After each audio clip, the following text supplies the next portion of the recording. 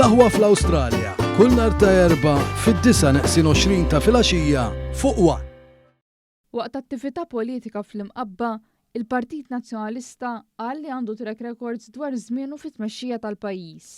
Fil-fatt għal dan propju l-Kap Nazzjonalista Bernard Grech hekk kif kien qed jindirizza attività politika fl-imqabba. M'hemmx għalfejn timmaġinaw għaliex aħna għandna track record. Fl-imqabba tkellmu oħrajn u David Aġus infexxi faħħar lil Lewis Galea u lil Ninu Zammit. Għana llum għandna wkoll il-Ministru, l-ex-Ministru Lewis Galea, nsellem ukoll il-Ninu Zammit.